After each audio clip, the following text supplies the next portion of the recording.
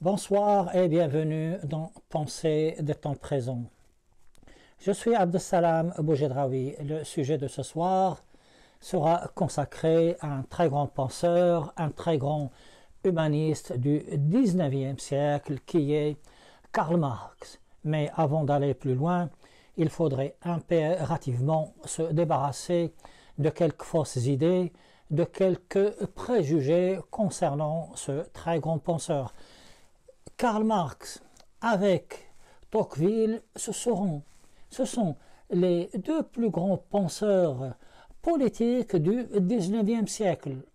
J'aborderai avec vous Karl Marx, mais je ne pense pas aborder, à moins que vous ne le désiriez, les grandes pensées politiques d'Alexis de Tocqueville.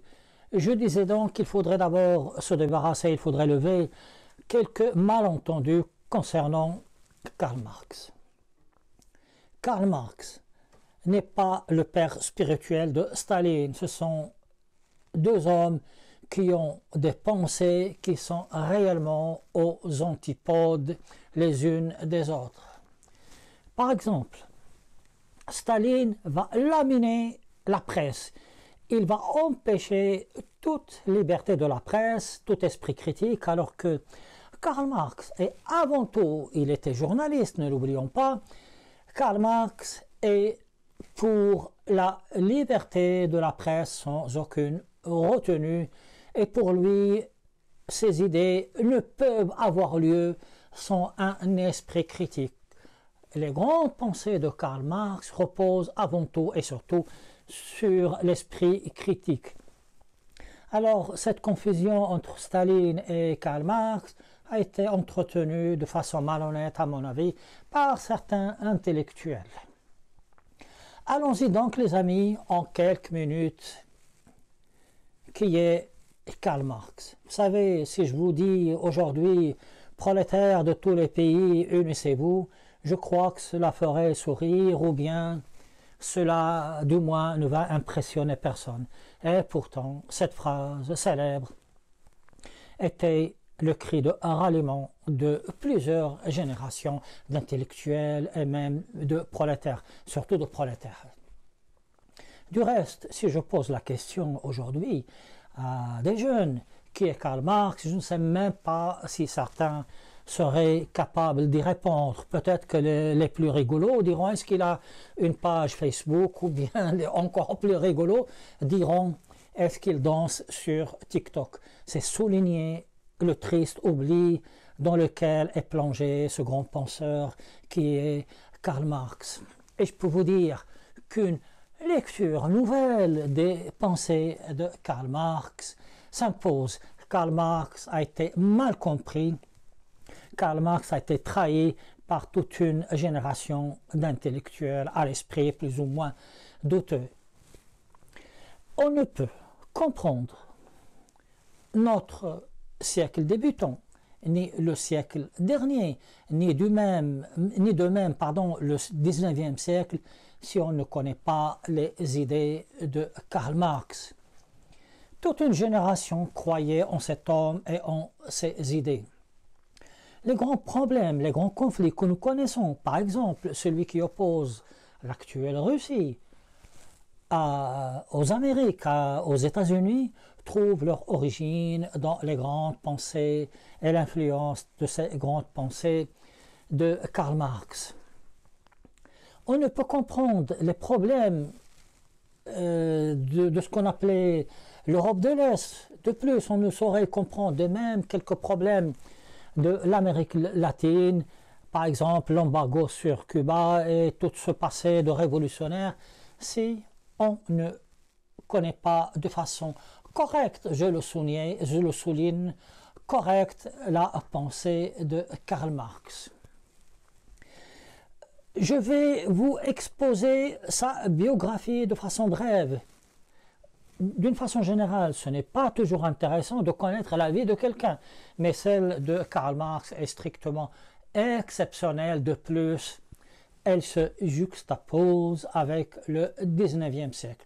Allons-y donc en quelques minutes la vie de Karl Marx.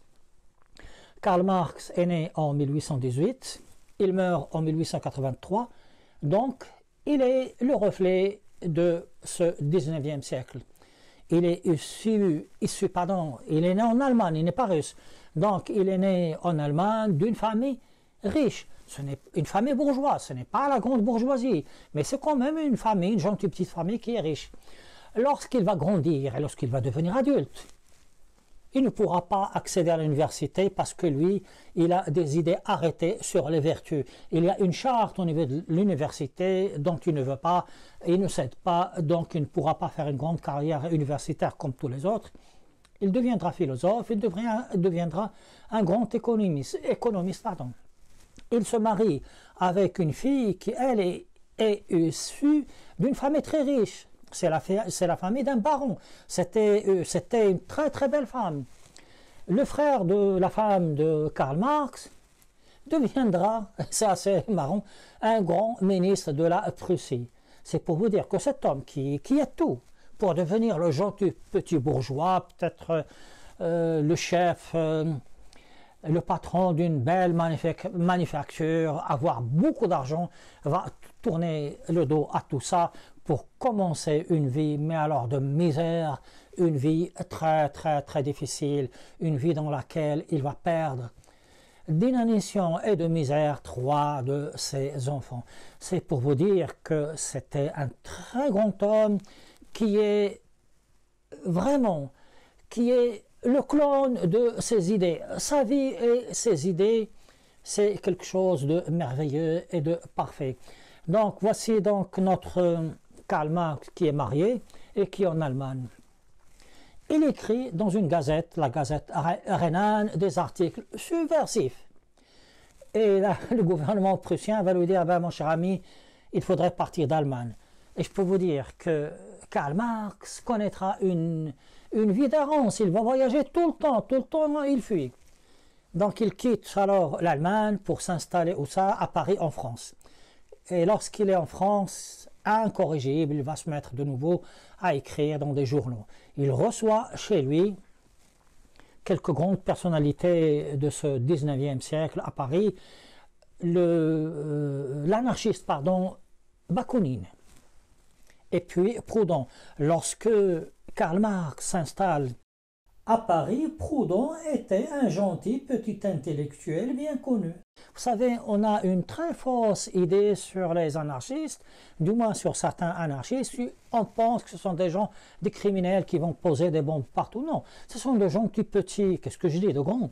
Ce sont de gentils grands, alors, penseurs, des philosophes. Et Proudhon est connu pour un de ses livres dans lequel il dit que la propriété privée et du vol. Si vous le voulez bien, j'aurai l'occasion de parler de Proudhon. Allons-y donc, voici donc notre Karl Marx incorrigible qui est en France, à Paris, qui reçoit des gens, disons plus ou moins révolutionnaires donc, et cela ne plaît pas aux autorités françaises qui lui demandent de partir. Il part s'installer à Londres. Pardon, j'ai dit, là je reviens sur un point, j'ai dit qu'il va connaître Bakounine et Proudhon, mais il va connaître là à Paris celui qui deviendra son plus fidèle ami, celui qui ne le quittera qu'à sa mort, Friedrich Engels. Donc désolé pour ça. Il part donc à Londres, il s'installe dans un appartement, dans un inconfort, dans une misère totale, un point qu'il ne pouvait même pas sortir une fois parce qu'il avait mis son manteau au clou pour poster une lettre. Il n'avait même pas l'argent pour acheter le timbre pour poster quelques lettres et c'est son ami Friedrich Engels qui va l'aider. Et je rappelle qu'il va perdre 3 de ses enfants. Et je voudrais ici souligner l'importance de la femme de Karl Marx dont on parle très peu. Je voudrais un peu la réhabiliter parce que c'est une très belle femme, très riche, et pourtant elle accepte de vivre comme ça dans la misère auprès de ce grand homme. Je lui rends hommage pour ça. Donc Karl Marx à Londres vit dans la misère, il ne connaîtra un tout petit peu d'opulence, un peu, et encore le mot est trop important. Il ne connaîtra un peu d'aisance qu'une fois qu'il maîtrisera la langue et une fois qu'il va commencer à écrire quelques articles. dans des journaux anglais. Voici donc exposé de façon brève sa vie. Mais il faudrait le replacer, il faudrait le placer au sein de ce 19e siècle. Aussi, un peu de courage, un peu d'histoire. 1947, pardon, qu'est-ce que je raconte? 1847, il y a quelques personnes, ce sont des gens qui appartiennent à une association, une alliance de travailleurs, qui ont envie de lancer un mouvement. Ça s'appelle la Ligue des Justes. Cette Ligue des Justes deviendra par la suite la Ligue des communistes. Ces gens-là, ils ne sont pas très nombreux. Ils voudraient avoir quelques idées, un petit livre pour leur pensée. Ils vont demander à Engels et à Marx de rédiger quelque chose pour eux. Ils vont rédiger un petit fascicule qui va faire des ravages, qui va devenir un best-seller à travers le monde et qui est toujours important même de nos jours et qui est malheureusement d'actualité du fait d'un troisième capitalisme qui commence à devenir un peu dur comme à ses débuts. Il